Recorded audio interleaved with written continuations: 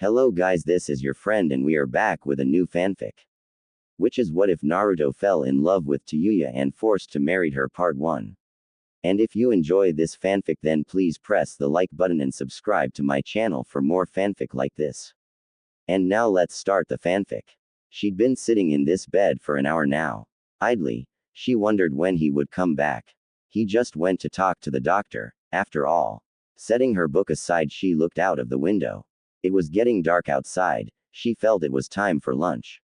But her musings were stopped when her sensitive ears picked up the coming storm that brewed, or better yet, marched through the hallways. Oh fuck no. Sighing, she braced herself for what could only be the longest evening in her life. Damn being bedridden. The door burst open with a loud bang, startling a man in a white coat that she could see outside. He glared at the offenders who were all too happy with completely ignoring him and rushing into the room. Auntie. The chorus of voices assaulted her ears. Four little shits, as she dearly called them, stood at attention around her bed. They were rapid-firing questions at her, none of which she even tried to understand. Quiet you brats, she shouted. It had the desired effect. For 7 seconds. How long will you be in here, Auntie? Is it time already? Does it hurt? Where is? I said quiet, she hollered, so loud that the two girls jumped in fright. I swear your parents suck at bringing up children. She shook her head. What the hell are all of you doing here? The blonde girl spoke up, hopping up and down excitedly. Mommy said we should keep you company until, she scrunched up her face, obviously trying to remember her mother's exact wording. Then her eyes lit up and she smiled. Until that moron of a moron has gathered his dim wits about him. She smiled proudly. The pink-haired girl nodded excitedly. Yeah, so we gathered everyone and came here. I can see that, Pinky, the woman laughed. I swear you're as bad as your mother. The boy with brown hair and the facial markings spoke up. Tell us a story, he demanded. His black-haired friend nodded. Yeah, a story. The woman sighed. There was no way to sway these little brats from anything if they ever set their mind upon something. Fine. What do you brats wanna hear? Oh, I know. The blonde girl exclaimed, bouncing up and down. Tell us how you met. Her face scrunched up again, pale blue eyes narrowed in thought, how you met that moron of a moron. With a snort the woman sat up a little straighter in bed. Fine. You better sit down then. It was like, how old are you again, Pinky? The girl looked deeply offended. Auntie, I'm 5. The woman waved her hand dismissively. Right. Then it was some 7 years ago. You remember I told you how I was in a coma? They all nodded. Well, it was the day I woke up that I met him. Funny thing, I was married to him before I even woke up. The message came, with an Anbu Naruto didn't recognize, early in the morning hours just as he had finished his run. As soon as he had closed the door behind him, the Anbu appeared before him, pushed the scroll into Naruto's hand. It left him dumbfounded for about a minute as he stood there with the nondescript scroll in his hand, staring at the spot the Anbu had occupied for no longer than a second. Eventually he shrugged it off and decided to clean himself up before he even looked at the scroll. Naruto wasn't sure why an Anbu would deliver messages to him in the first place. These special ninja were only ever on the move by orders of the Hokage, and why Tsunade needed to see him now was beyond him. If it was about Jiraiya's inheritance, he didn't need it. If it was about the aftermath of Pain's attack, the seal was tightened again, or that was what he told her. She hadn't spoken a word to him ever since, and she sure as hell had no real reason to do so now. Oh, he was bitter. Bitter about Nagato, about Uchiha Madara, about the loss of Jiraiya that still burned him inside. Bitter about everyone worshipping him a hero for 2 days and treating him like a time bomb on the third. He had, after all, single-handedly defeated the man who crushed most of the village with one technique. Now, or so he guessed, they feared him to do the same. It was ironic. He had longed for their recognition. Longed to be more than just the demon brat. He had that now. He now was that monster that they had defeat another monster for them. And it killed him inside that his aspirations were met with such contempt. And something became apparent to him. Something that he had mulled over for a very long time now. Naruto learned that words meant nothing despite their necessity in the world. He learned that no one gave a damn about what he said. They didn't care for his promises, his claims or his tales. They just judged him by action. Action they couldn't even grasp within their feeble minds. Whatever he said wouldn't matter. Whatever he promised wouldn't matter if they just saw him bring down a monster. Then he was a monster to them. It was easy. For them. He opened the scroll after his shower and scowled at the short message. He was to report to the Hokage. That was all. Nothing more. Then he reminded himself that words meant nothing. He would judge her by action, not word. Not even written word. Still scowling down at the floor, he got himself dressed. Black pants, black combat boots, tight long-sleeved shirt in a deep blue and a hooded jacket, just as blue as the shirt. No need to draw any more unwanted attention than he already got. Make no mistake, he still wanted to be acknowledged, but not like this. Not as a monster they throw at other monsters to keep them safe. He didn't want to be respected out of fear. He wanted respect because he was Naruto Uzumaki. But no one seemed willing to give him that. He reached the tower within minutes and entered the office by means that were taught to him by Jiraiya. Through the window. If Tsunade's scowl was any indication, she wasn't the least bit happy that he had picked up on that peculiar habit of his late teacher. "You're late," she snapped at him. Still scowling, she bid him to get the hell into the office and sit lest she'd kick him right back to his apartment. Tsunade said nothing about his change of clothing. Instead, she peered into his eyes as if to discern what to do next, as if she wasn't sure how to proceed. The awkward silence stretched for about a minute before Naruto rolled his eyes. "Geez, Granny. Get this over with already." His voice wasn't as whiny as it usually was when he addressed her in impatience. He sounded genuinely annoyed. "Fine," she said carefully and opened a folder that lay in front of her.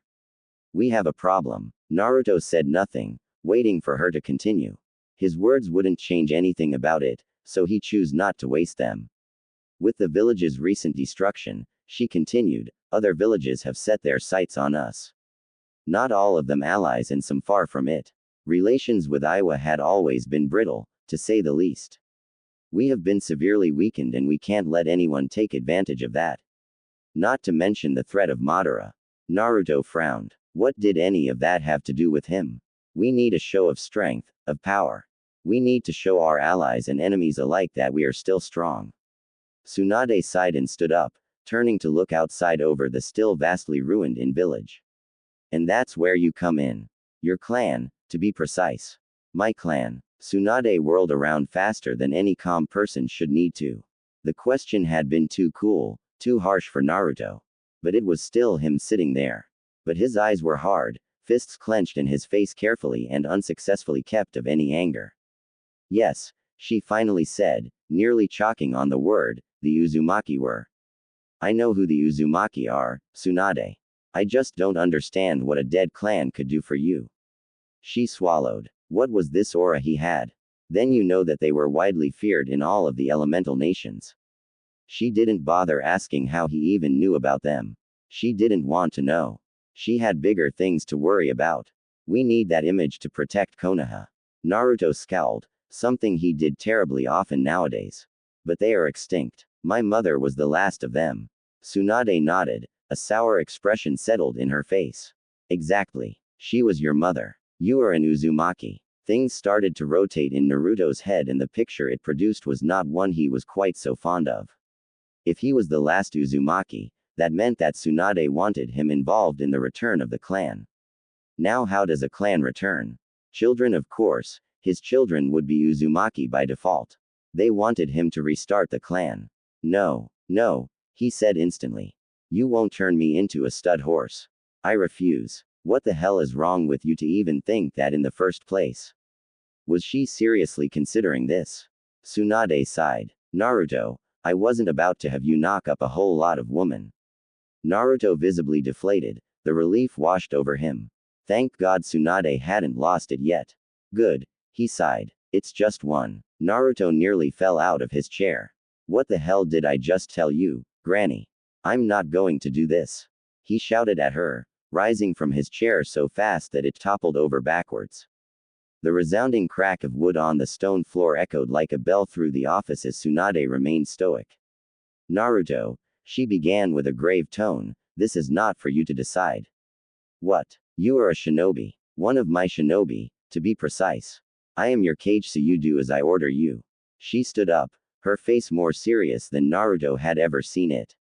Didn't you claim to become Hokage one day? What do you think I am doing here? What does your dumb head spit out about this? What would you do in my situation? Naruto bit down on his tongue and scowled. He said nothing. Tsunade scoffed. I thought as much. The village is weak, Naruto. The Uchiha are gone now that Sasuke is officially a missing nin with the stunt he pulled against Killer Bee. Our walls are torn down, our resources have taken hits so hard I don't even want to think about it. Though we had no casualties thanks to Nagato reviving everyone that died, we are weaker than we were after the Kyuubi's attack. Now tell me, Naruto. What is the Hokage's foremost task? Naruto mumbled something she didn't hear. Speak up, she ordered him. He blanched. To protect the village. Exactly. Tsunade walked around the table and stood in front of him. He noted that he was taller than her. When had that happened? And right now that's what I'm trying to do. The Hyuga are already as strong as their reputation can get. Neither Itachi nor his brat of a brother will return to us. Neither the Yamanaka, the Nara or any other clan for that matter have a reputation strong enough to protect us. The Senju clan can't be revived. Believe it or not, but I am too old to have children. She grimaced. We tried. You weren't the first choice. The Uzumaki are the only name left strong enough to keep us from falling into a war we would most definitely lose. Even with Yamato doing his best to rebuild the village with his wood release. Naruto swallowed and continued to stare at Tsunade's unwavering gaze. Could he do this? Revive his clan? Protect the village from yet another war? Have children, let alone make children with some woman they would push onto him? But it was as Tsunade said. She was Hokage, and the Hokage has to do everything within her power to protect the village. Even if it is ordering the revival of a near-extinct clan. Even if it was him who had to do it. With a sigh he broke eye contact, reached for the toppled-over chair and sat in front of the desk again. He waited. Without a word Tsunade took her seat once more. Good. You seem to understand. I am not doing this because I think it is fun or want to have grandkids before I go down. She allowed a smile at the thought and Naruto blinked. She thought of herself as some kind of parent to him. It made him happy. The thought of a family had always made him happy. He desperately wanted one, after all, for as long as he could remember. Maybe this wasn't too bad after all. Just maybe. Now, Tsunade continued, you were right that your mother was an Uzumaki, but she wasn't the last. The blonde's eyes widened. You mean I have a family out there? A clan member? Naruto, Tsunade explained. The Uzumaki clan was vast. Blood relations in between them are as thin as it got, but that didn't make any of them any less of an Uzumaki. The girl here I am talking about isn't related to you as far as I know. And Naruto's fist impacted with her desk and she jumped a little as the hardwood splintered. You what? His voice was eerily calm. You have another Uzumaki, a member of my clan, of my family, here and you didn't tell me. His eyes had darkened considerably and his chakra stalled the air, dropping the room temperature significantly. Listen, she snapped. I am doing things for a reason, so keep yourself in check or you will just have to meet her and figure out who she is face to face with her. Naruto continued to glare but nodded. She is a prisoner of war. She was part of the invasion and one of the 4 that tried to escort Sasuke out of the land of fire. Her name is Tayuya. Tsunade looked up in surprise. You know, Naruto scoffed. I was part of the retrieval squad. You do remember that, do you? She punched me in the face. But as far as I remember, Shikamaru told me that Tamari buried her underneath the forest. Tsunade nodded. She did. It's just, she survived. We picked her up, put her in prison, and while we made a file for her we found out she was an Uzumaki. It wasn't important back then. She was a prisoner, and a cripple. The air grew chilly again. And you didn't think I would at least like to know of her? She was part of the team that helped Orochimaru kill Sarutobi. Naruto's teeth ground together as his jaw clenched shut. Exactly what I thought, Tsunade said. She stood once more and pulled a bottle from underneath her table, taking a generous drink from it. Now let's get this shit over with. He followed Tsunade down into a meeting room. He remembered giving a report here after the attack of pain. At the dimly lit table were three figures he didn't think he'd have to see again so soon. Danzo was among them. The other two were Hirazen's old teammates and he didn't bother remembering their names. Homura and Kaharu, as their names were, looked up at him and promptly proceeded to ignore him as they started to talk to Tsunade. Danzo made no move to acknowledge either of them. Tsunade, you sure took your time, Kaharu rasped. Homura nodded. This matter is important, Homura spoke, not looking at her. The sooner this gets out public the better for us. Tsunade's eye narrowed as she sat down. I am sure you meant to say, for the village. She received no answer but she hadn't expected one anyways. Matters have been settled far enough to proceed. She motioned for an Anbu. Bring her. Not a minute later the chamber doors were thrown open and a girl in a wheelchair was shoved inside. Naruto had only just turned around to see her when he felt it. Ever since the seal was fixed, and subsequently altered, if not disposed of by his father, things were different. He could feel things. He could tell when someone was angry, or sad. But this girl, she felt something different, something so permanent that it clouded her mind. But he couldn't discern what it was. Her hair was long, impossibly so. Red hair reached down to her ankles, even as she sat there in this wheelchair. Naruto frowned. Her legs looked wrong, as if something was broken within them. He guessed that's what an entire forest does to you if dropped atop of them.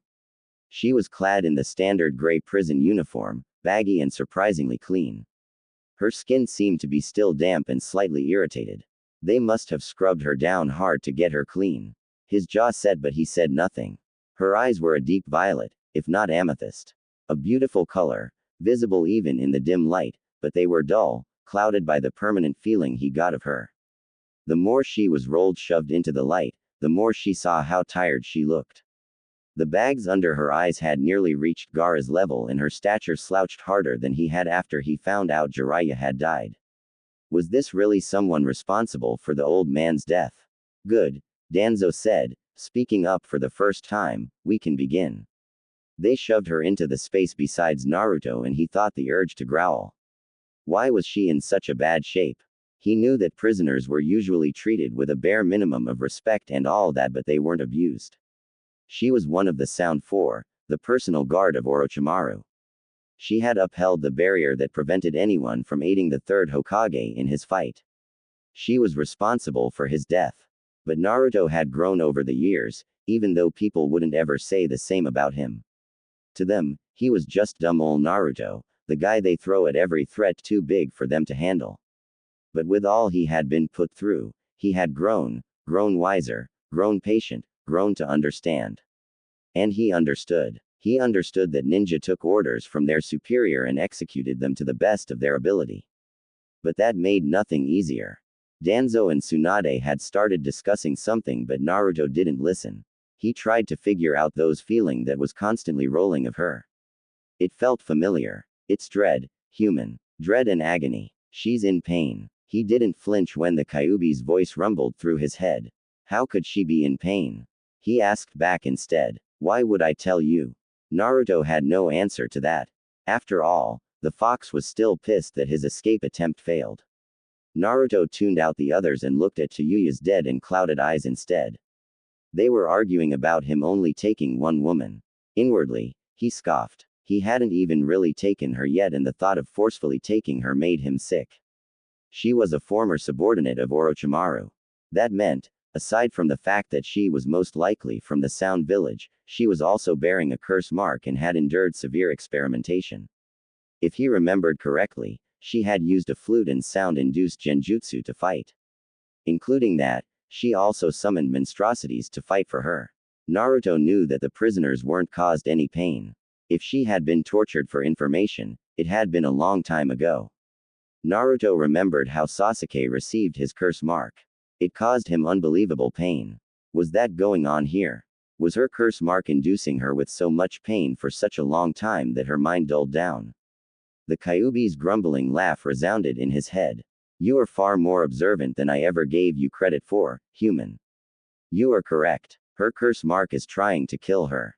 He was silent again and Naruto was in no mood to have another scathing conversation with the fox with the anger problem.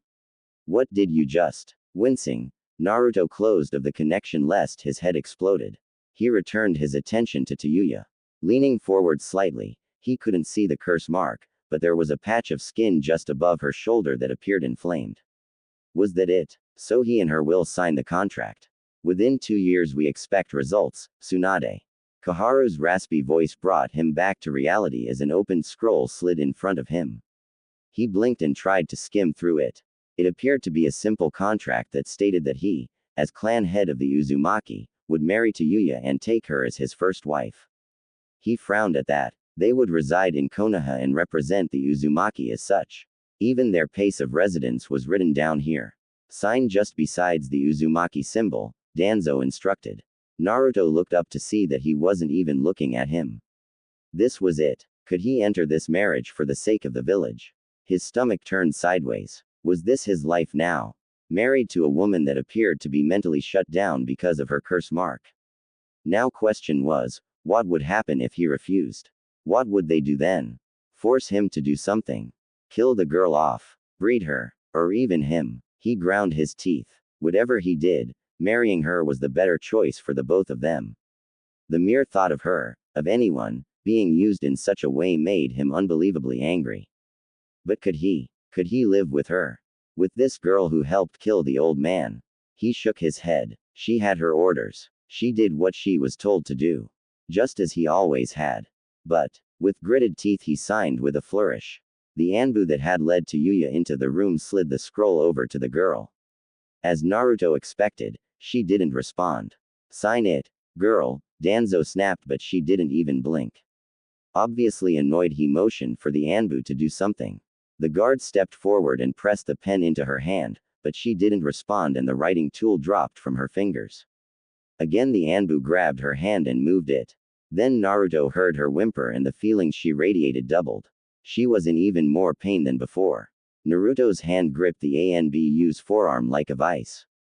Let go, he whispered harshly. The Anbu tried to ignore him and continue with his task, but Naruto's grip tightened considerably. With one hard shove the Anbu was sent backwards a few steps. This girl, she was supposed to be his wife. His family and he would be damned if he'd let anyone hurt her, even if he couldn't stand her at the moment. Tsunade glanced at him but remained silent.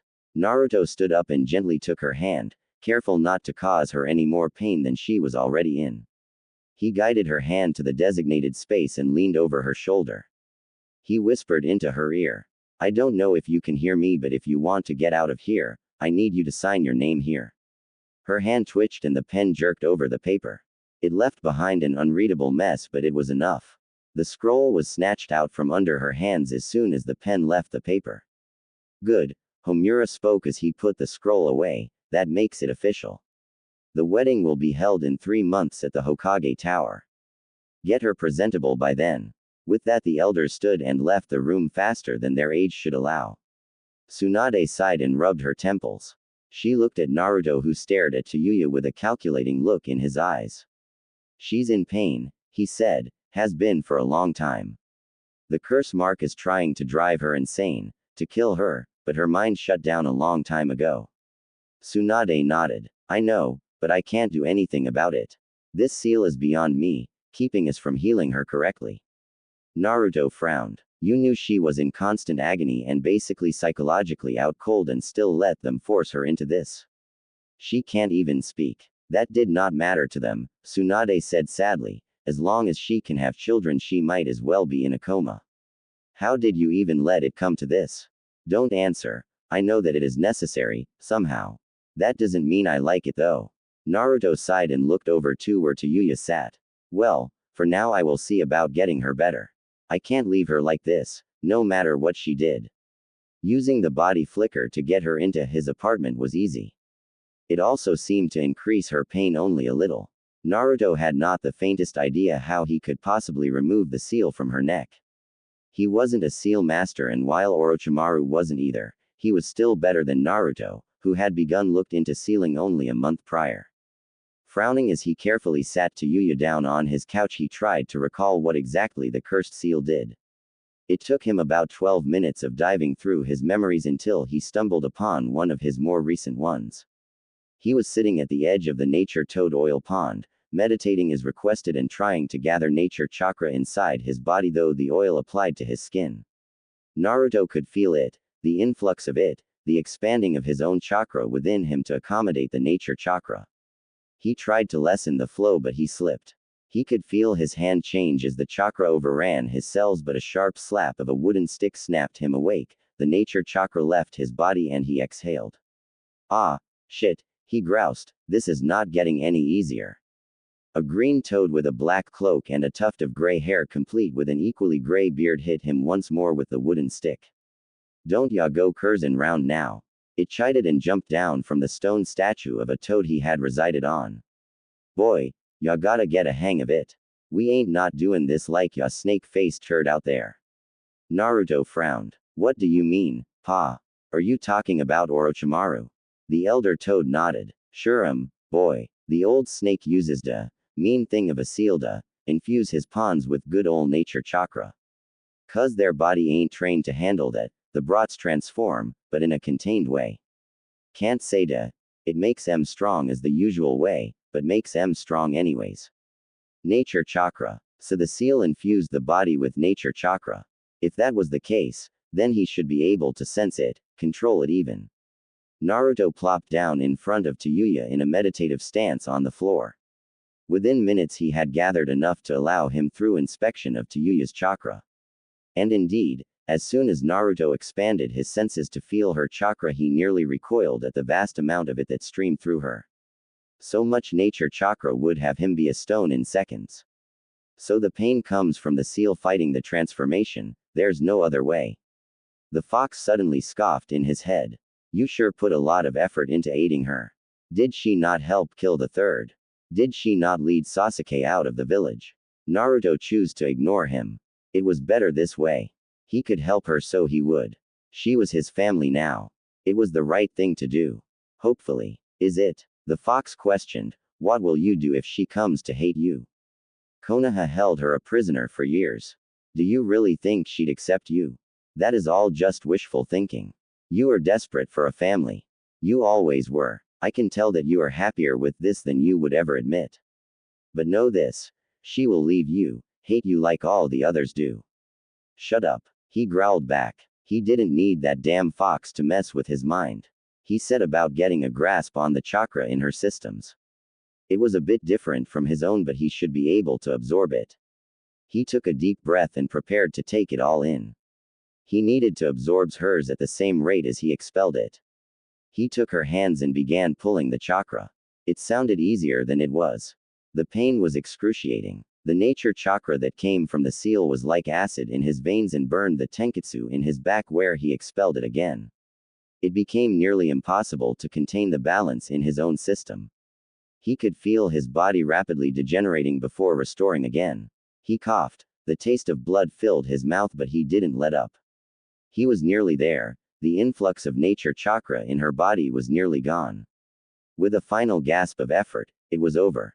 There was an audible crack behind him as the sheer mass of nature chakra broke his table and the wall behind it. She felt sore. Sore all over and beyond what she thought possible. Her mind was a mess of fragmented memories after. Tayuya remembered the fight with the shadow user and how the Sunan Nin came and aided him. She lost, and then she was buried beneath hundreds of trees. But she didn't die. Now that she was finally able to think, she remembered that she was dragged out from under the trees, and then there was pain. Nothing more. Her senses returned slowly, crawling into her addled brain after years of disuse. She was exhausted. She was hungry. Everything felt numb, but there was no pain. But something was missing. The prying presence in her mind, the whisper in her head, the burning on her neck. It was gone. The curse mark was gone. She had been abandoned. Apparently Orochimaru didn't even bother killing her. It dawned on her that she was a prisoner or even another test subject yet again. If only she could pry her heavy eyes open, she could see. A blonde guy, hacking up blood while holding her hands. Not what she had expected, but better than a dank cell. For now, she tried to look around, only to realize that she couldn't even move her eyes. A curse burned on her tongue, but she couldn't speak. A wave of nausea hit her when she realized just how empty her stomach was. A grunt escaped her lips as she strained her body to move. Even though it had been a quiet noise, it was loud enough to snap the blonde's eyes up to hers. Orange markings around his golden eyes with a strangely rectangular pupil that lay in his eyes like a small black horizontal bar of obsidian. And while it did remind her of Orochimaru, she was not afraid of him. She noticed that he held her hands, and in his hands she could feel it. The chakra of her curse mark. It was in him, he had leached it out of her somehow. That was strange. She had no love for Orochimaru. In fact, she hated the bastard as much as one could. He had experimented on her after kidnapping her from a little village in Iowa. All because she was an Uzumaki. She didn't even remember her mother's face anymore. But she remembered that she would always play on the flute for her before she went to sleep. It had been such a haunting melody, so soft and slow, she hummed it to herself in her cell every night. When she displayed an aptitude for genjutsu, she had focused on sound-based genjutsu and managed to get a flute to use them. She loved to play, it reminded her of her mother. However, even if she hated Orochimaru, being abandoned like that, it still hurt. She was alone again. Well, safe for that blonde guy there who was still bleeding from his mouth. Then he stood up, hands still on hers, and the gold faded from his eyes, being replaced by crystal clear blue. She could only see it for a moment before he stood too tall for her to still see him. Are you feeling better? Fuck no. I'm sore all over, hungry as shit, and I can't even move. But of course her mouth did not work on her. Instead she managed to groan incoherently. He crouched down in front of her and frowned. He placed a hand on her forehead. She tried to move away, but her stiff body failed her completely. You're not running a fever, he mumbled. Good, then let's get you something to eat. Ah, how can I? As if in response, her stomach growled loudly. Her body wasn't even able to produce a blush anymore. There was a puff of smoke somewhere to her left, and out of the corner of her eye she saw a second person stand there. A clone, probably. It left immediately. Suddenly, she was picked up, and the feeling of his arms around her had her mind recoil in disgust and anger, but her body didn't follow through. She was helpless. Fear gripped her heart. What was he going to with her? They were walking, but she could only see him and a part of the ceiling as he cradled her against his chest. Then he laid her down, and she realized that it must be a bed. Her fear tripled. Her body went cold as he stood over her. No, no, no, no, no. Don't touch me, she snarled in her mind, doing her damnedest to move, to protect herself. Get thee away from me. But he already leaned over, his hands reaching over her body, and she managed to clamp her eyes shut. And then something was placed atop of her. Slowly her eyes opened, even though Shish had intended to snap them open. A blanket covered her up to the chin. The blonde was nowhere where she could see him. Fatigue hit her as a crushing wave, the warmth of the blanket pleasantly suffocating the cold in her body, and her grip on consciousness faded.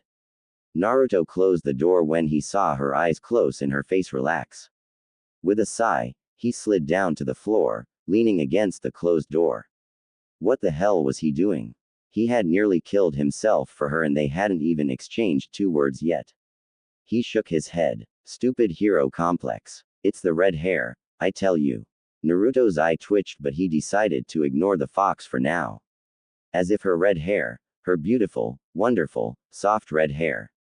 Okay, maybe it had something to do with that. Red was a beautiful color after all.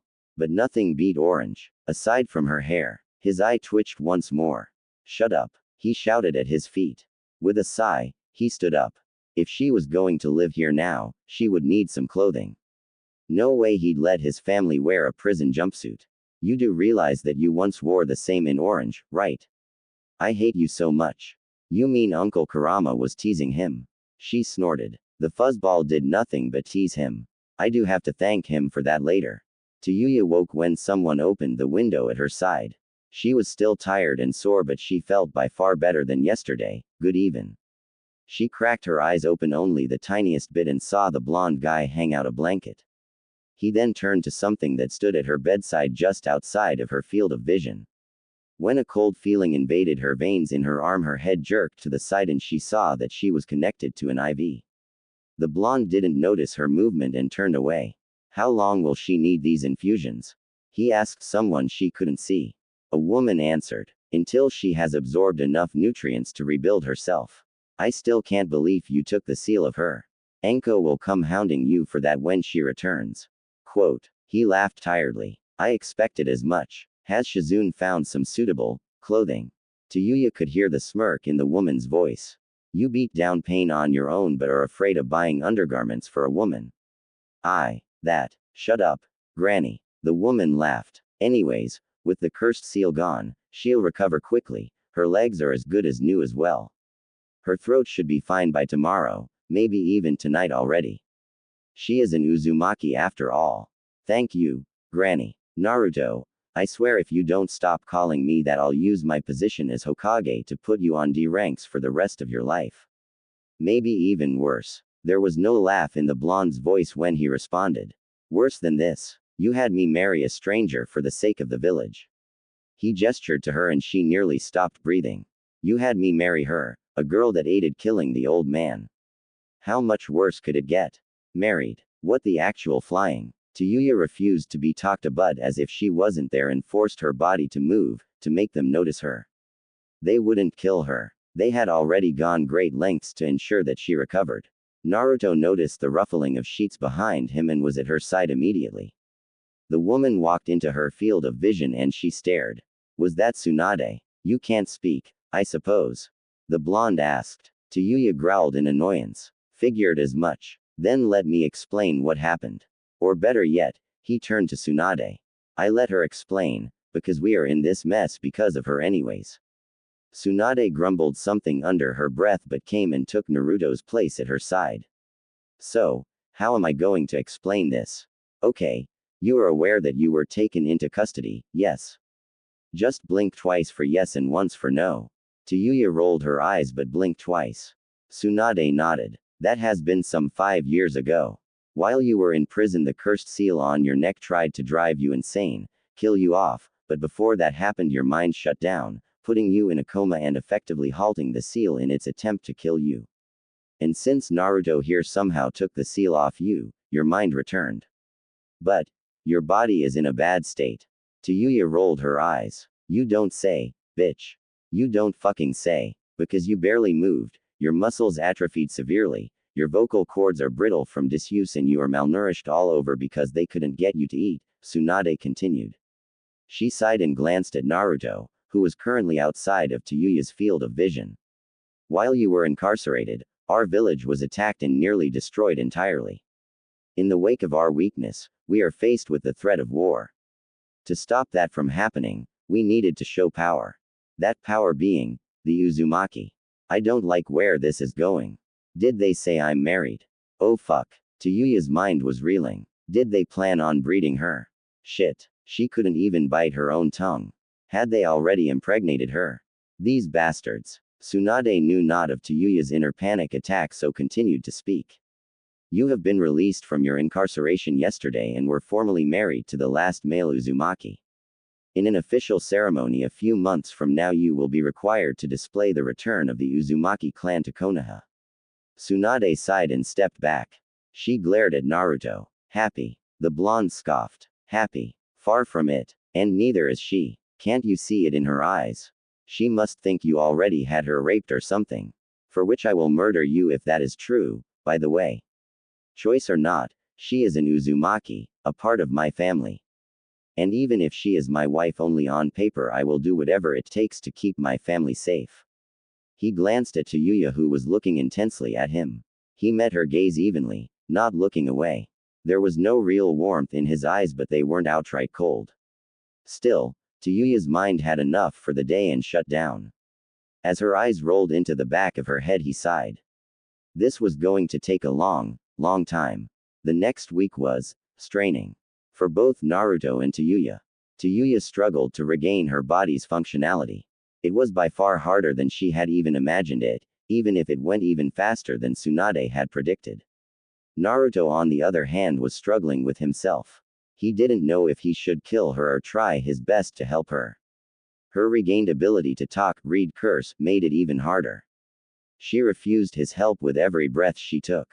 Leave me fucking alone already. She shouted at him, throwing a pillow after him. He closed the door before it even hit. That was the sum of how it went for 4 days now.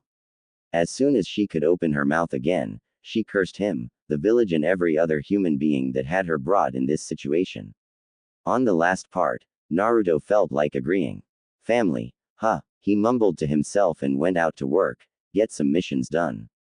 To support both of them, he needed more money and curiously enough, his mother's savings were nowhere to be found. The elders were going to pay, Naruto decided, one way or another. He decided to stay out of her sight then, help her recover first and everything else later. Hopefully before the ceremony. Her breakfast was in her room when she woke up, her clothes laid out for her and nowhere was a sign of Naruto. Tayuya eyed the cup of instant ramen warily and with much distaste, but she ate it anyways. She was surprised to see her clothes laid out for her and one of his hoodies.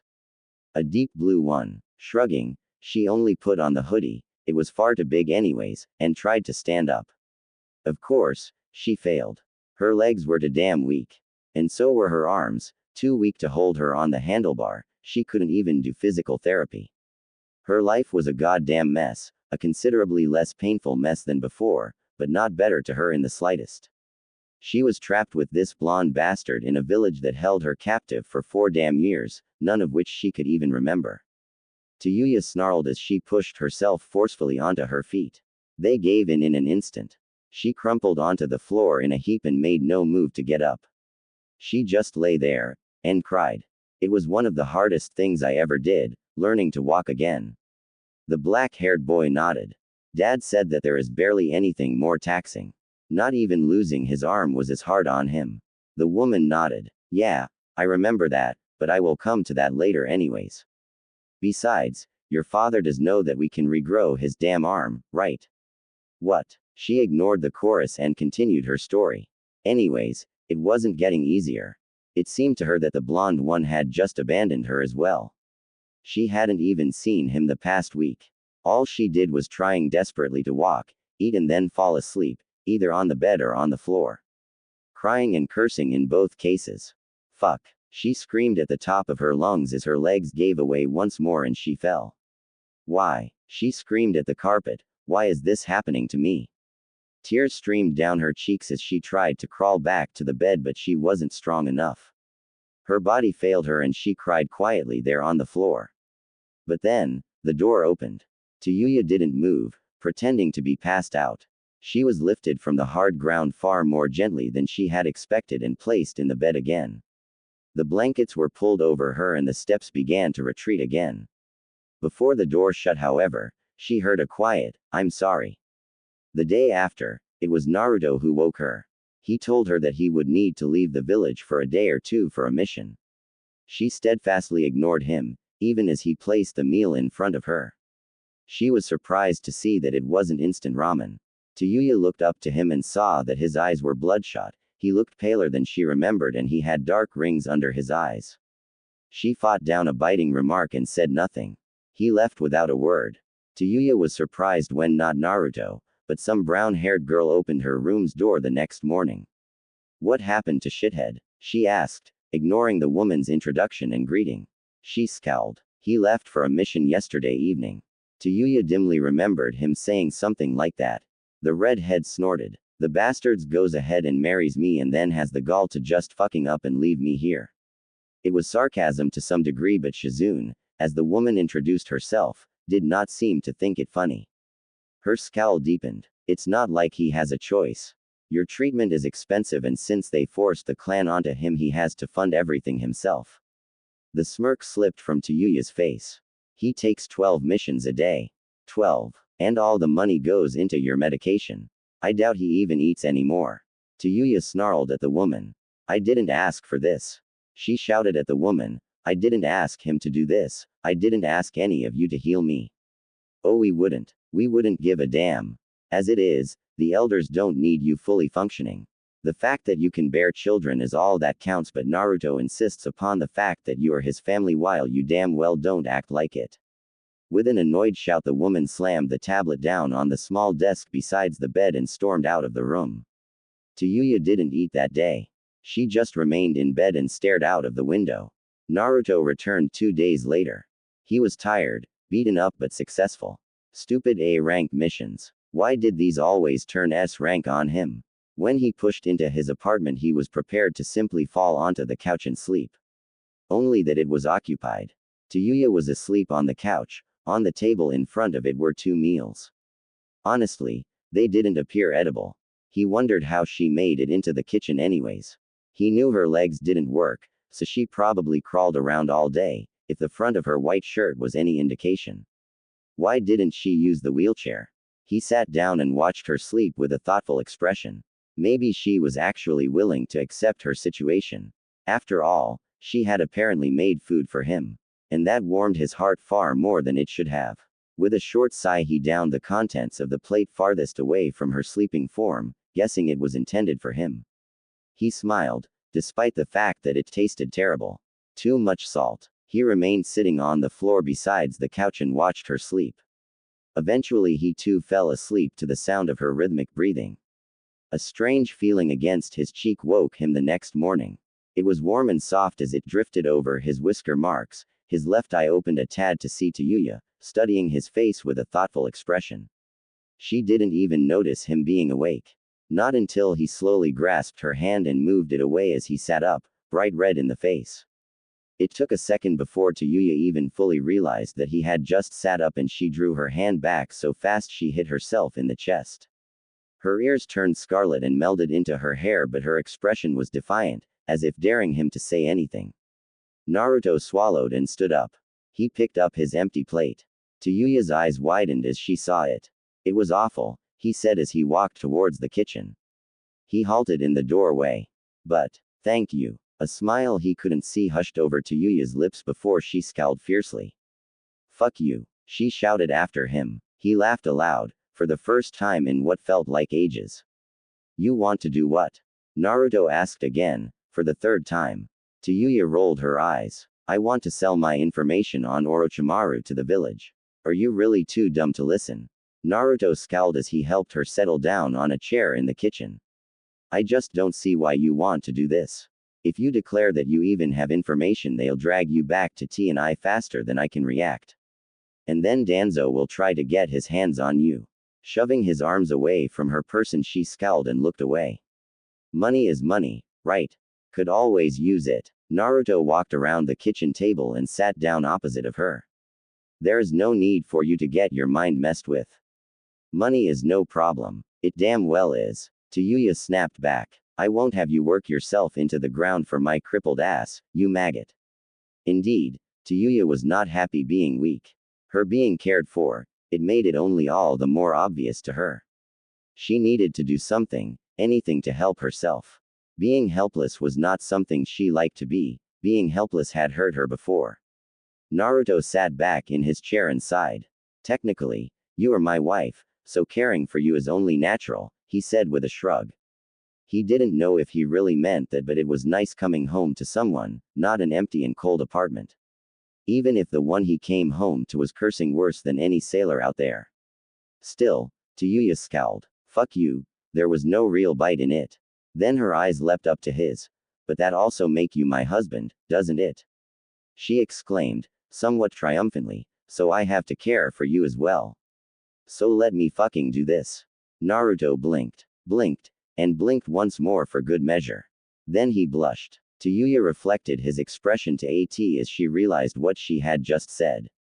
She tried to turn away, hands pushing against the table, but her legs were too weak to turn herself, so she just ended up pushing the table into a stunned Naruto, who promptly fell over, chair included, followed after by his bowl of ramen.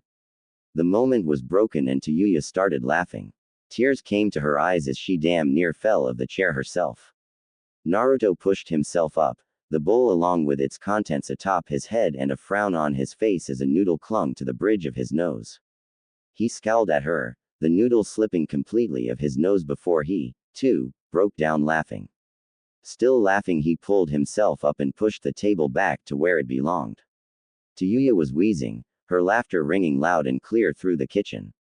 She hadn't laughed so hard in ages, a decade even.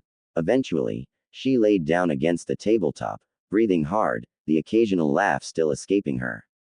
You, she wheezed, you're trying to kill me, damn it. I'll have you know that I did my damnedest to achieve the opposite. Naruto huffed, bending down to clean up the remains of his meal. Another laughed gasp escaped her. Stop. Damn it. I can't. Breath. Naruto scowled a little. How is that funny? You're such a shithead. She laughed, clutching her sides. Rolling his eyes, he chucked the bowl in the sink. Yeah, still, I can't just throw you at them and expect them to not drive you insane for every bit of information you have. Orochimaru hurt this village big time. They'll go far to get him. So, Tayuya growled, you are allowed to go out and risk your ass, but I am not. Naruto halted before he even began. He wasn't one to deny others the right to fight. It had been done to him far too often. My ass isn't as nice as yours, and besides, I'm doing just fine out there. He huffed indignantly, his lame attempt at dissuading her only serving to have him blush madly. Tayuya's left eye twitched, but she ignored it. So let me do this, idiot. I won't let you work for me like I'm some cripple. Even though she was at the moment, the feeling just made her sick. Naruto took a deep breath and sat down again. Having her sell information on Orochimaru no less, would bring a whole lot of money. More than a few S-ranked missions. But the Yamanaka clan took enormous casualties both times Orochimaru messed with the village. He kidnapped many children and experimented on them when he was still in Konoha, and made sure to kidnap even more when he invaded Konoha during the Chunin exam. Inoichi may be impartial to most prisoners, but to a former personal guard of Orochimaru. The man had lost a brother and 2 sisters to the snake. There was just no way he wouldn't mess Tayuya's mind up. And Naruto would be damned before he let his family be driven insane by some man on a vengeance frenzy. The fact that he tried to hate Tayuya for the sake of his own vengeance escaped the blonde hypocrite. Fine, he said, but it won't let you go alone. The Yamanaka have one of the worst grudges against Orochimaru, and I won't have him tear your mind apart. Tayuya snorted in distaste. She didn't need a bloody bodyguard. As if anyone could tear her mind further apart than it already was. But she nodded slowly. She had been quite wrong. And for the first time since she woke up, she was truly glad that Naruto had been there. When she was wheeled into the T&I building, the first thing that happened was the Anbu that informed Naruto of a meeting he had to attend. Before Tayuya could even panic about being left alone here, Naruto shot him down. The Uzumaki clan has business to attend, the meeting can wait, he said, and ignored the ninja as he continued to wheel Tayuya into the prepared room. Inside was no other than the clan head Inoichi Yamanaka himself. Curious, Naruto asked innocently, was there not a clan meeting for us to attend? Is there anything specific you needed, Lord Yamanaka? Tayuya stiffened. This man was the clan head. Why would he be the one to search her mind? The man shrugged. I am here to make sure that everything is done to the best of our abilities. The information she offers to sell is, after all, quite valuable. Naruto did not appear convinced by that, but placed Tayuya's wheelchair into the ceiling circle. Before entering it though, he studied it for a moment before nodding to himself. Inoichi stepped in front of Tayuya, face carefully blank, and extended a hand towards her head. She closed her eyes and hoped for it to be over soon. But nothing followed. When she opened her eyes, Inoichi's hand was but a hair's breadth from touching her forehead. Naruto had tightly grasped the man's wrist. I trust you will only see what you need to see, he said, eyeing the man suspiciously. The Yamanaka's eye twitched, but his mask held. Of course, he grit out. Tayuya wasn't prepared for what happened next. Suddenly his hand felt like it sank into her head, pushing her back inside her own body before her vision swam and she saw her memories from the outside. The Taki base is compromised, we move further down south. Now go, children, cuckoo. The Uchiha is important because I say he is important. You dare question me? My, what a bad girl, Tayuya. Kabuto. Take her away. Cuckoo. A new concoction is ready. The invasion is going as planned. Move to create the barrier as soon as Lord Orochimaru gives the signal. What? Why was he viewing this? This had nothing to do with their bases. You are to leave the area immediately. The troops are on their way to the clans to do some damage. Is that so? Tayuya froze within the confines of her own mind. That was the Yamanaka's voice. Indeed, little girl, you will show me what I want to see. I care little for the bases. I want the names and faces of those who killed my siblings. The memories flickered and an image appeared she had nearly forgotten. It was her mother's face, but she was dead. Suppressed memories. Aren't they full of surprises? You will show me the names. There was pressure all around her, as if her memories were piling upon her, the heavy weight squeezing the air out of her lungs as images she didn't want to remember were shot into her. She was tied to a wall. The cursed seal had malfunctioned and nearly burned her shoulder off. Orochimaru walked up to her. Not a word was spoken as he rammed a spike of sorts through her shoulder and poured his chakra into her. She screamed in agony. The mission had been a failure. Kidomaru had lost an arm and was bleeding out fast. She didn't need to be tortured again for losing a teammate, so she and the others hurried inside of the base. Orochimaru wasn't there. It was Kabuto who greeted them. You failed, was all he said before the poison darts hit them. It burned her blood until she lost consciousness. There was fire everywhere, red flames licking at the stairs down. She couldn't run away, the way was blocked.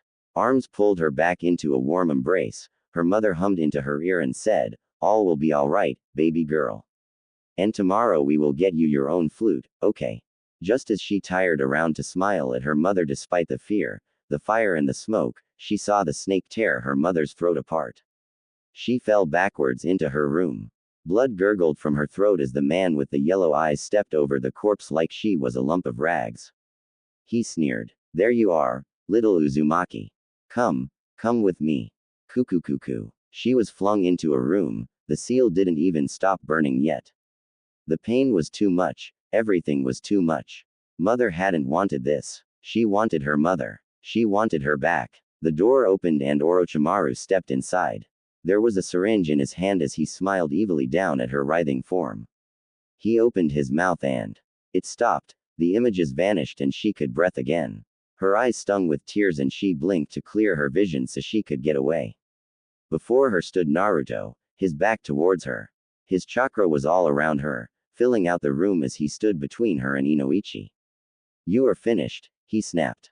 The pressure he applied to the Yamanaka's arm had the man wince in pain as he nodded stiffly. He turned to Tayuya with golden eyes, the orange marking around them. Unsteadily she met his gaze and he nodded. He pushed her out of the room and halted in the doorway. "Do that again and you will never have the chance to try it on anyone else ever again." Naruto never mentioned that he had seen the memories as well. He grit his teeth. He felt like he was going bipolar just because of her. Grandpa did that. The blonde girl looked downright awful at the thought. The woman grimaced and reached over to pat her head. "Don't worry too much. He was an asshole at the time but he redeemed himself. Now just be quiet already." The money earned was enormous. It seemed that Inoichi had added a sizable sum to keep their mouths shut. Naruto didn't like it, and even less so did Tayuya, so they formed a formal complaint. With Tayuya's words, Naruto was sure that neither Tsunade nor Inoichi had ever seen so many foul words written on one piece of paper. Of course, they kept the money. Naruto had at first wanted to return it but Tayuya saw no reason to give the guy that tried to mind rape her even a single coin back. After that fiasco, Tayuya seemed to forego her outright hate for Naruto. She didn't really trust him, but things got better. Naruto on the other hand, he wasn't sure if he could keep disliking her. The past was in the past, and even though he tried blaming her for his misery, it didn't work in the slightest. It was 3 days after the interrogation when Tayuya woke up from another nightmare. They frequented her, haunted her every night. She cursed at Yamanaka for pulling these memories up from the depths she had banished them to. She rubbed her bloodshot eyes and prepared herself to once again battle the threshold of the door of her room with her wheelchair. But it never happened. When she pushed herself as hard as possible through the door, she didn't meet any resistance of the protruding wooden threshold, instead she slid right over a flat surface and into the couch. With a soft umph, she flopped over the armrest. "God damn it," she sighed. Lifting her head she found her face in Naruto's lap. The blonde's eyes were wide open, mouth hanging and moving in silent curses as his hands cupped his family jewels. Realizing that her forehead must have smashed his bits to bits, she snorted a laugh and pushed herself back of the couch into the wheelchair. With a groan Naruto rolled off the couch and hit the carpet. He rolled onto his back and glared mildly at Tayuya. "This," he groaned, This is not how I imagined being woken by my wife for the first time. Tayuya wheeled herself closer to him and kicked his leg. It wasn't more than a weak poke, Shish wasn't capable of more, but it was the gesture that counted. Shut up, you wimp. Be glad I didn't outright castrate you. She glanced back to the door she had shot trough. The wooden threshold appeared to have been sanded down. You, fix the door. Of course, Naruto said as he pushed himself onto the couch again, sitting in an awkward position as to lessen his pain. You should at least be able to move freely here until you can walk again. Tayuya nodded. Thanks, she whispered, and, sorry. Naruto blinked in surprise. He didn't remember her thanking him ever before. Don't mention it. You are my wife after all, he added with a grin. Ha, you and your busted nuts aren't much for a husband. I'll have you know that they work perfectly fine. Tayuya faked gagging. I didn't fucking want to know that. Danzo Shimura had been a patient man. He knew when to wait and when to act. If it was necessary for the village to prosper, Danzo would do it and nothing could ever deter him from his path. Not even the village's resident Jinchuriki. But Danzo had made a mistake. Patience may have been a virtue, but his had held long enough now. He had let Tsunade set up the revival of the Uzumaki clan. He scoffed internally at it. How could the clan be revived by just one woman? And one so foul at that. Still, she was an Uzumaki as well, it was imperial for her to carry children. And it had to happen fast. But from what his agents told him, the relationship between husband and wife was strained and would not bear children in the foreseeable future.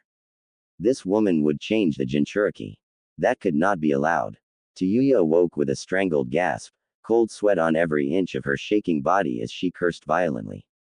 Another nightmare. The 7th in a row. Sighing, she fell back into the, by now, damp pillow.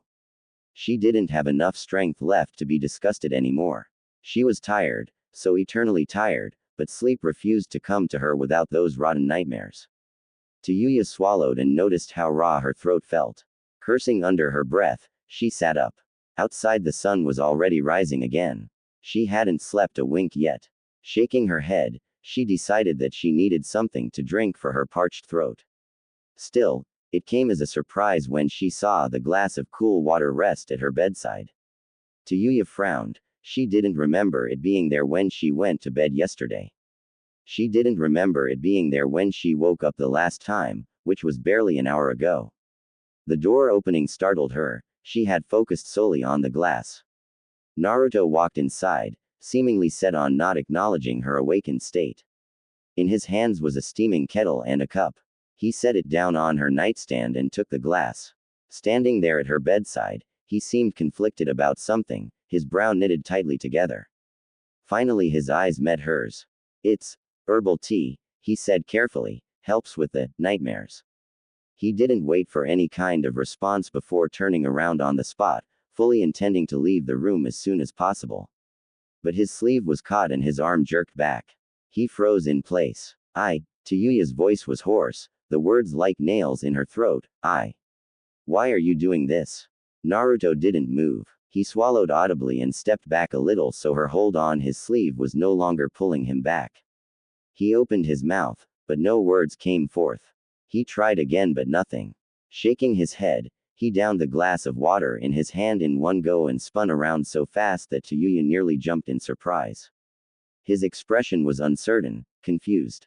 I don't know, he said weakly. I'm telling myself that I simply did as I was ordered, that I just managed to prevent you from being thrown into a breeding program.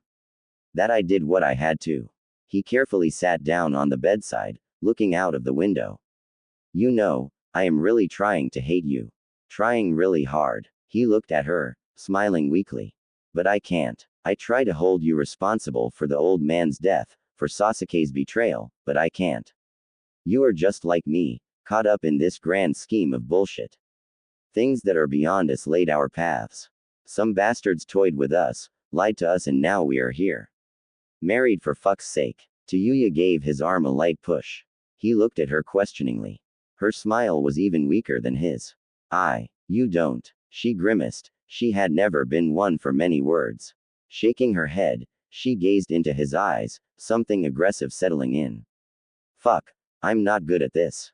Before Naruto could tell her that it was okay, she pulled him into a bone-breaking hug. He winced, threw out confused and surprised. But he didn't move. I'm not going to say I'm sorry, she whispered, but I would understand if you'd fucking hate me.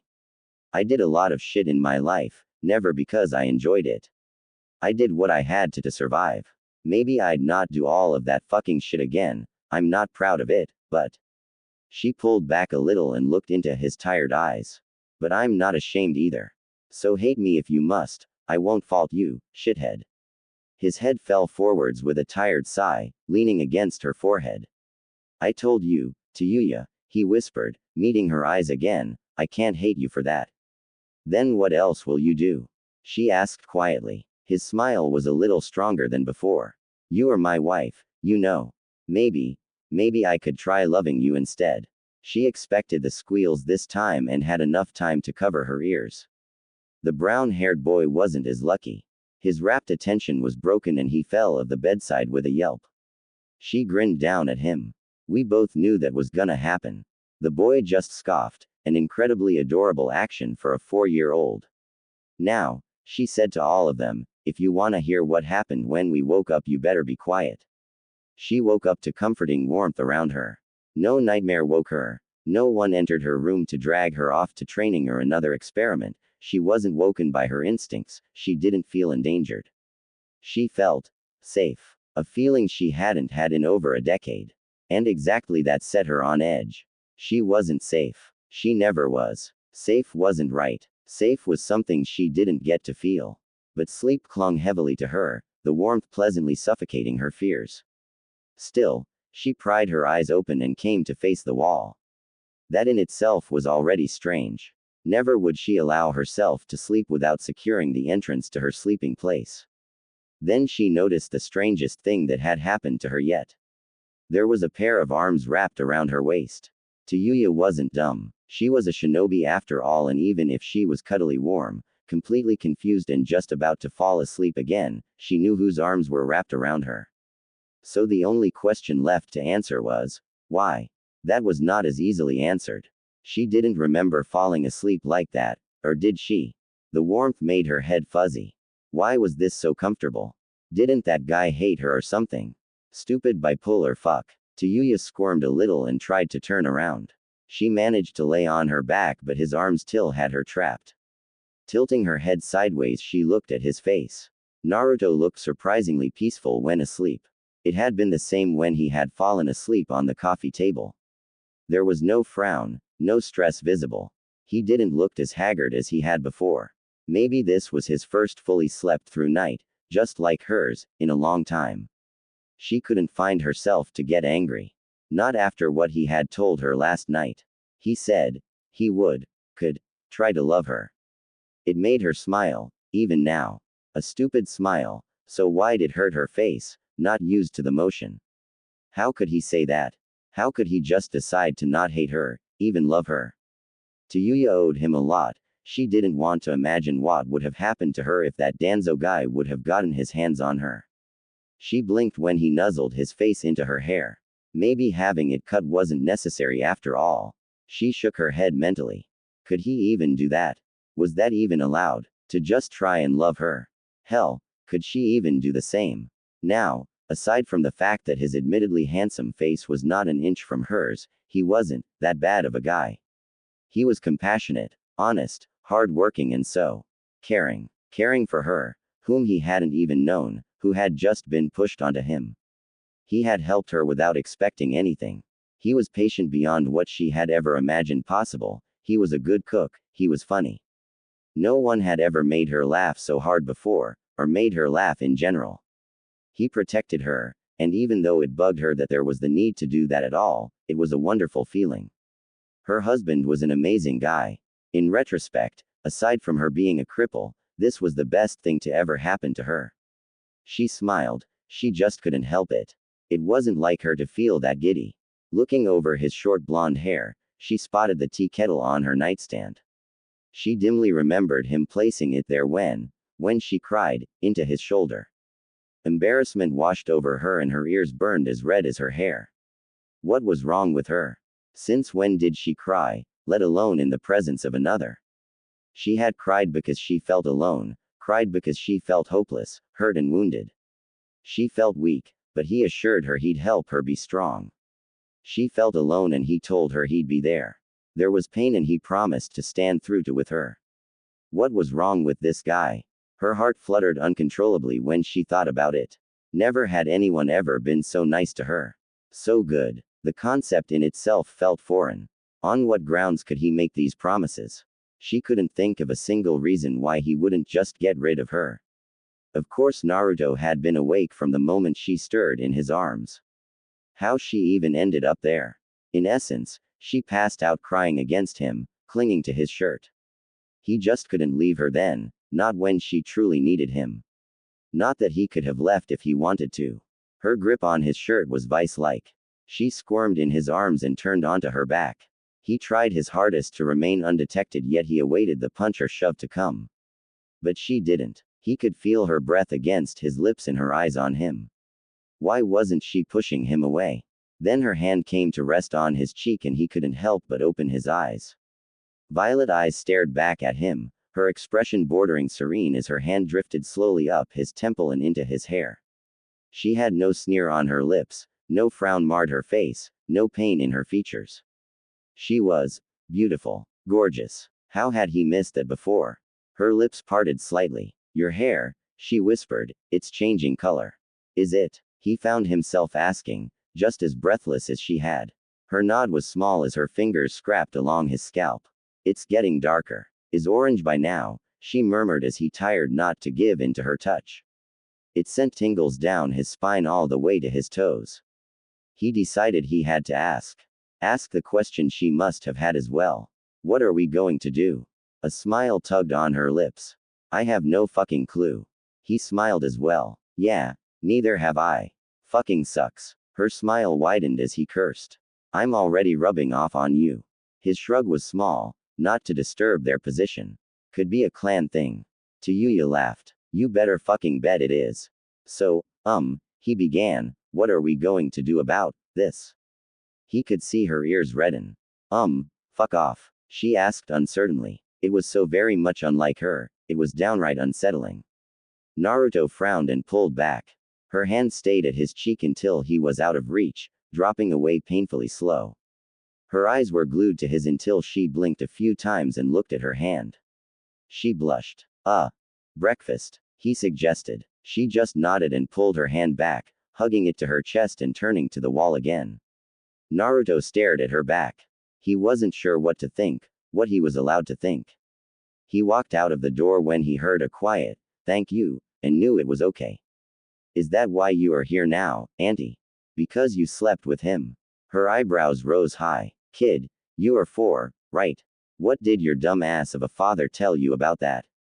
The little Inuzuka shrugged. I asked how Akamaru got all these little pups and daddy told me that if someone loves his mate and they sleep together, little pups come out. She sighed. Yes and no, kid.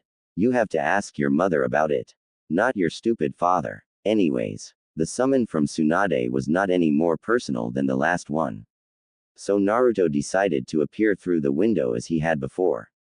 Damn it, I told you to use the damn door, Naruto. Ignoring the Hokage for the moment, Naruto strode over to the lone chair and sat down. Crossing his legs he asked, so, what is it? Tsunade was about to speak when she took in his appearance. What happened to your hair?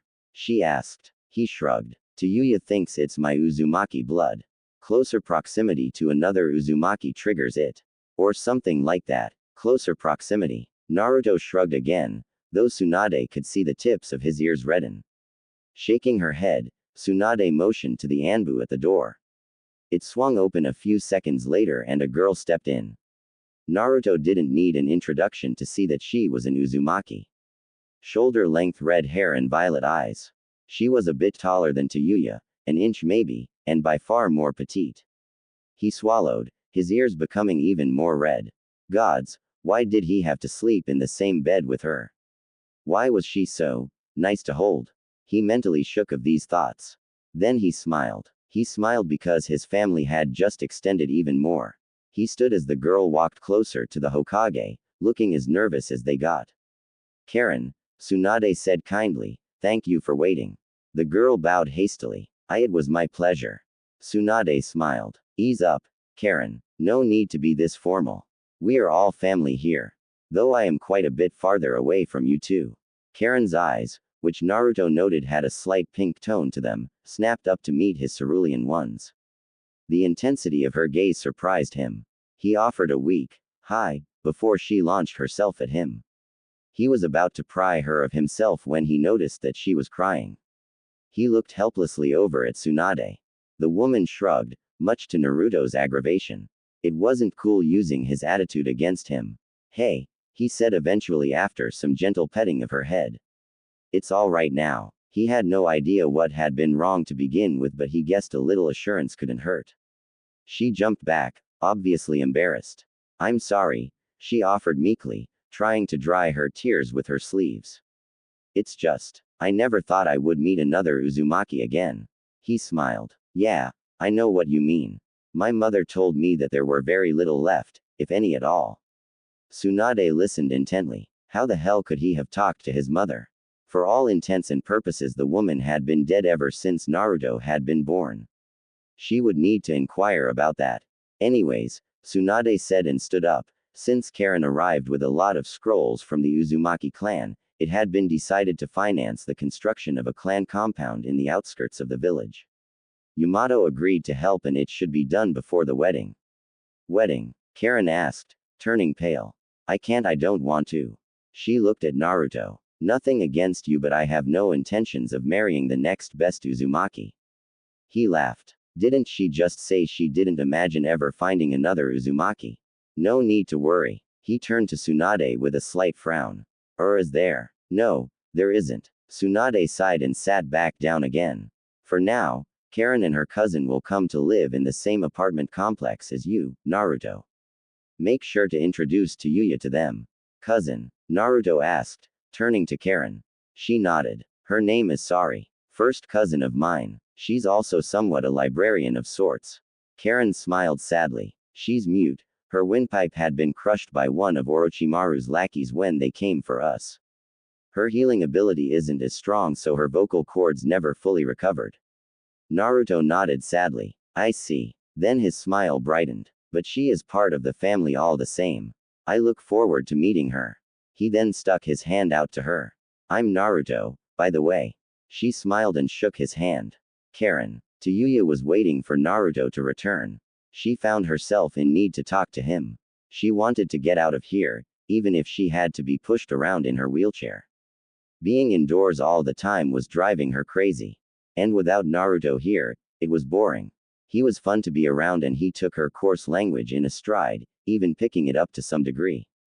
It made her smile. The Uzumaki, known for stealing, red hair and cursing till kingdom come. She wanted out, roll around for all she could. Tayuya also wanted her flute back, or at least a new one. Imagine her surprise when she saw Naruto walking up to the apartment building, pulling a cart together with two red heads. She ripped the window open and leaned outside. Ooey, shithead. Who's that? He looked up to her.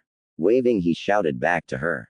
Hey there. We have gained 2 more clan members in just one day.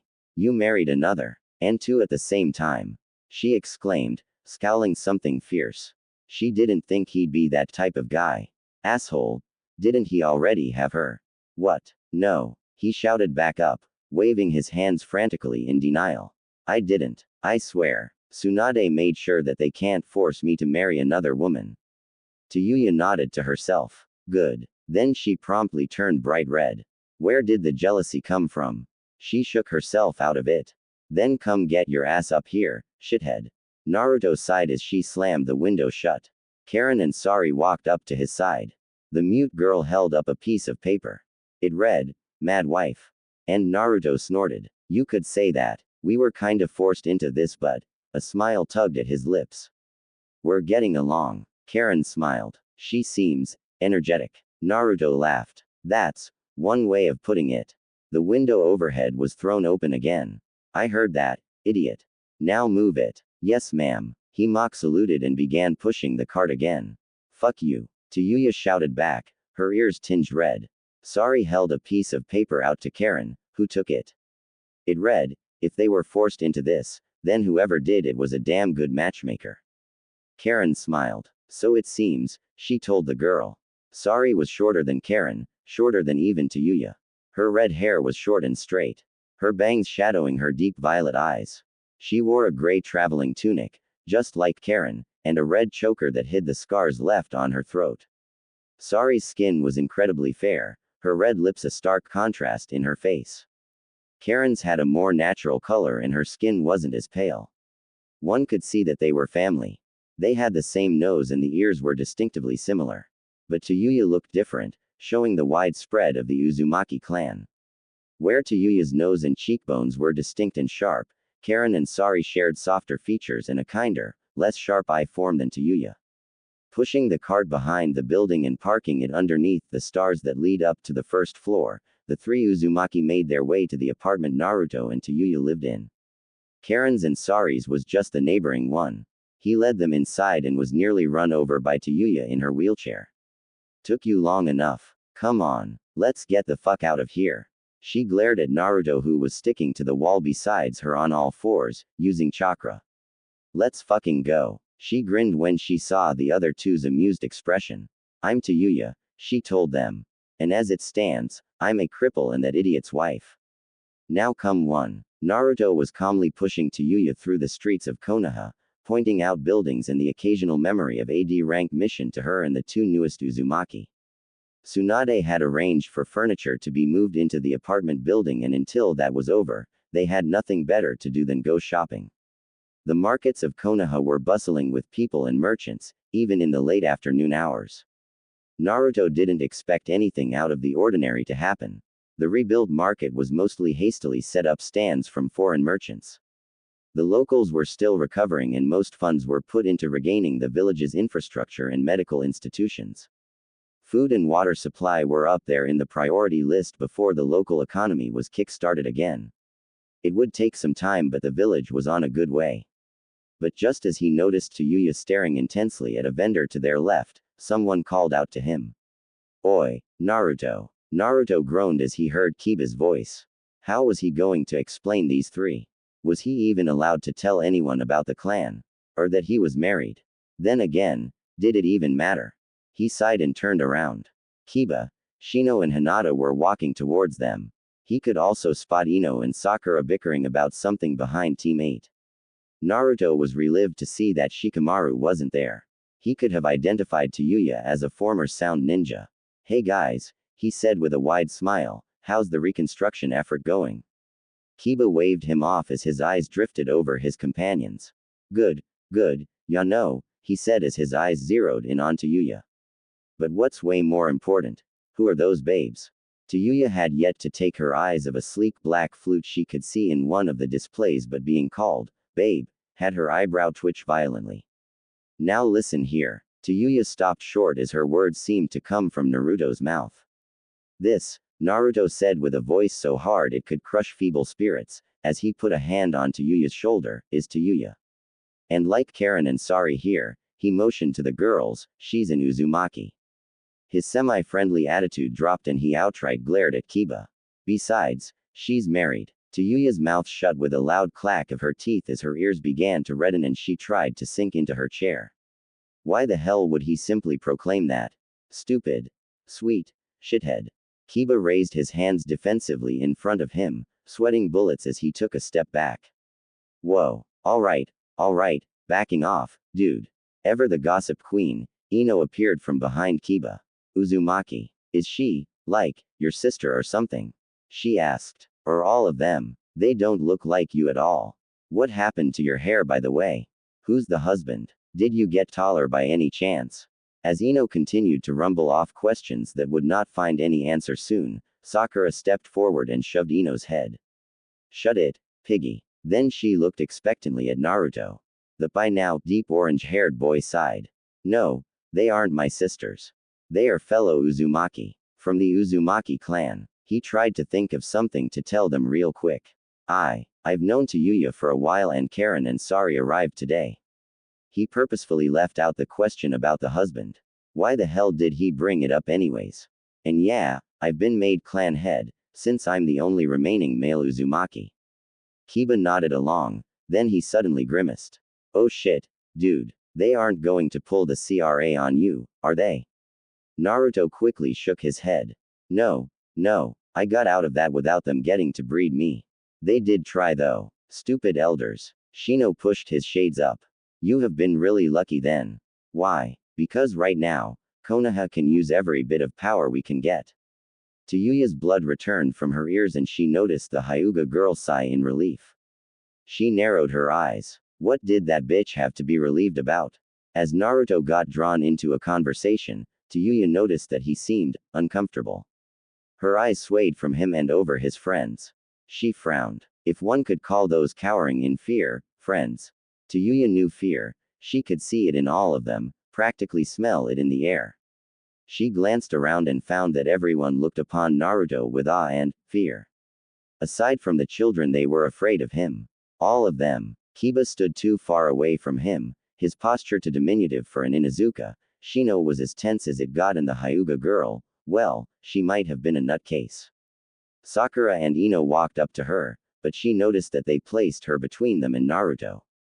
What the hell? Karen and Sari had taken the opportunity to do some shopping with the money they had been given. It had been their money to begin with, but they just relented everything to their clan head, namely Naruto, once they arrived. How very nice of them. So you're married. Who's the husband? Ino asked excitedly. Tayuya was at loss for words. Should she just straight up tell them it was Naruto? Would he want that? But she was saved by Sakura. Shut up, piggy, we probably don't even know him. Tayuya relaxed but found her breath hitch when Sakura asked, so how is he? Tell us about him. Ino nodded. Yes. Is he handsome? Tayuya glanced at Naruto to make sure he wasn't listening. I guess so, yes. The girls squealed. Fuck. Tayuya cursed in surprise. Do you have to be so damn loud? She was ignored as the next question was fired. Is he nice? Yes. Is he strong? I suppose. And, how's he in bed? Tayuya's ears had camouflaged themselves and hid in her hair. Suspiciously enough, Naruto's also reddened considerably. Damn his enhanced hearing. What's wrong? Kiba asked him. Naruto laughed uneasily. It's a bit hot, you know. The Inuzuka shrugged. I guess. Anyways, we're headed to the Hokage, do some missions. He waved and retreated hastily. See you guys later. As his eyes lingered on Tayuya again, Naruto scowled. He shooed Ino and Sakura away from the steaming Tayuya as she cursed their entire existence under her breath and pushed her towards Karen and Sari, who were inspecting various articles of clothing from a foreign merchant.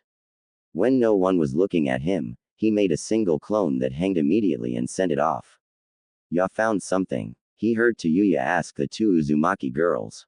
As he returned his attention to them, his eyes drifted over the people around them. And for a second, he could have sworn to have met a pair of sad lavender eyes. Half an hour later he received the memories of his clone and he smirked. The smirk was wiped of his face when Tayuya jabbed him in the ribs.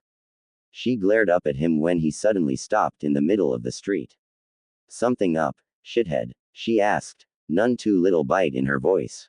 He waved her off. Nah, everything's fine. Come one, it looks like Karen found a dress for you. Tayuya looked horrified. No, fuck you. Don't you dare just leaving me with them. No. Her screams of protest were smothered by layer upon layer of pink, fluffy dress gowns. I thought you didn't like dresses, auntie. She rolled her eyes at the blonde girl.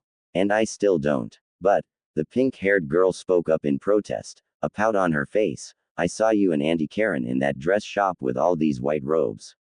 That's something entirely different. Now shut up. I'm not yet finished yet. Tayuya was out on her own for once. Naruto had been called into Tsunade's office and Karen and Sari were dead set on looking at the place their compound was to be built on. She was just glad that she hadn't been dragged along. Tayuya still held it against the two of them that they had stuffed her into a frilly purple dress complete with a bow in her hair. A bow that was still present in her hair, not that she had noticed.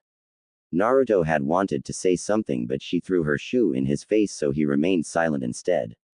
It was amazing how fast a majority of the village had been rebuilt. Not half a year ago the village had been but a crater. Now it was a village inside a crater. which irritated her to no end because now there was always a slant in the road that would have her roll towards the center of the village. Thankfully, Naruto's apartment was dead center of Konoha. So if she ever got lost, she just would head downhill and end up in front of the building.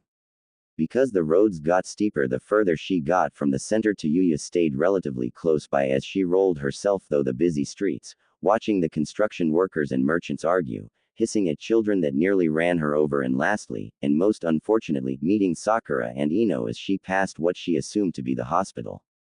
Tayuya. The girl cringed. Sakura's voice, the pitch it carried, it just grated her ears. She spun around with a frown. What? The two of them didn't even slow down at her obvious disdain for their presence. Ino took the liberty of pushing her wheelchair into Tayuya, for the simple reason that her arms were fucking tired. Let her do it.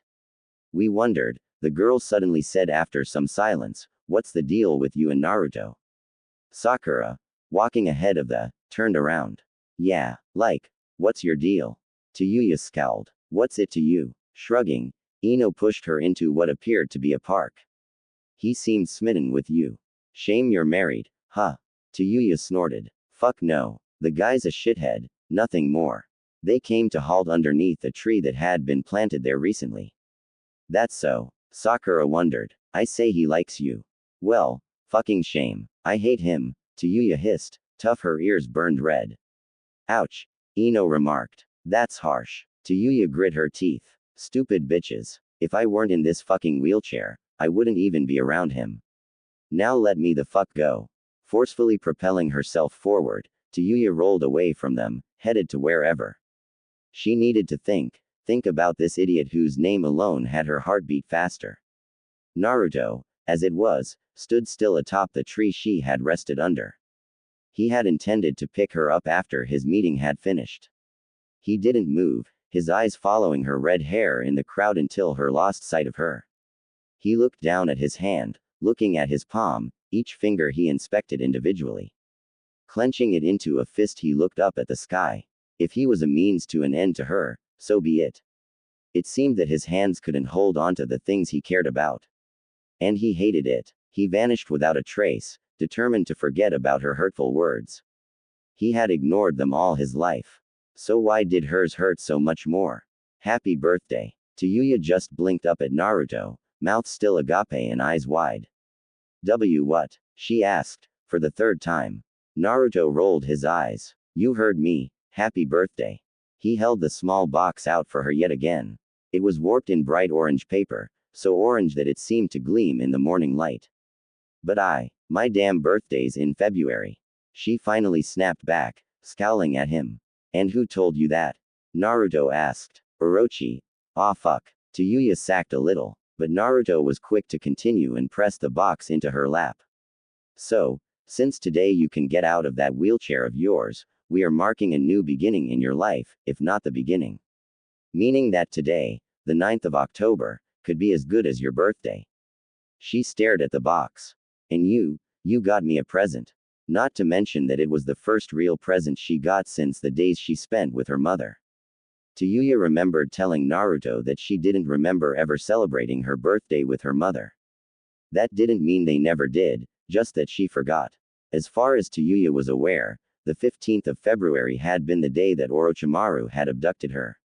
And at every following birthday, she got to try a new medicine or a technique the bastard had developed. Naruto placed a hand on his chest, looking deeply offended all of a sudden. Of course, he huffed indignantly. What kind of husband would I be if I didn't? Tayuya grimaced. You know, you don't have to act on it. They don't expect you to. With a sigh, he sat down on the bed, his back to her. It hurt, Tayuya thought, it hurt that he had dropped the act so willingly, so fast. But then he turned and frowned at her. I did say, I'd try to love you. I am acting. No, I'm not acting at all, actually. I'm doing this because I want to. End of the story. He nudged her leg beneath the blanket. Now come on, open it. Tayuya doubted his words. Then again, it was he who had told her that words were empty until backed by action. She shook her head and tugged a little at the blue ribbon that sat atop the box, neatly creating the Uzumaki swirl. You had sorry pack this, right? She laughed when his face fell. With the mood lightened, she finally ripped the paper off. Underneath was a wooden box. The box itself was about as long as her forearm, hand included. Did he get her a knife? A short sword? A set of shuriken? She could use all of that, if only to throw it at him when he annoyed her. Pillows were too soft. Smiling a little, she opened it and stopped. Naruto swallowed nervously. Tayuya didn't move. She just stared into the open box and at the item that lay atop the velvet cushion inside. He reached out to get her attention but stopped when he saw her eyes. She was crying. With a deep breath, Naruto stood up and left her to her thoughts. He knew that this was a heavy gift to give. He just hoped she could appreciate it. Naruto left the room silently, put on his jacket and stepped out into the fresh morning air. He was about to go down to fetch something from the baker when the door beside him opened. It was the apartment that belonged to Karen and Sari. Both girls nearly ran into him, arms loaded with scrolls and, curiously enough, an enormous stuffed bear. Naruto! Karen exclaimed, morning. So, how did she like it? Sari nodded as energetically as all the scrolls underneath her chin allowed it. He chuckled weakly. I don't know. She has to accept it yet. It is something special for her, after all. Karen nodded. Don't worry though. She'll love it. Now come help us carry that stuff over to the compound. The storage is finished. We'll have the party when Tayuya is fully awake and, happy with her gift. Naruto nodded and reached for a big scroll in Sari's arms, but then he stopped. Say, he began, why didn't you seal everything here in one scroll? Isn't that easier to carry? Karen smiled sheepishly. We could, she admitted. But neither me nor Sari have enough chakra to push that many potent sealing scrolls into a storage scroll without damaging them. But I do, remember? Naruto said, grinning when Karen's eyes widened. She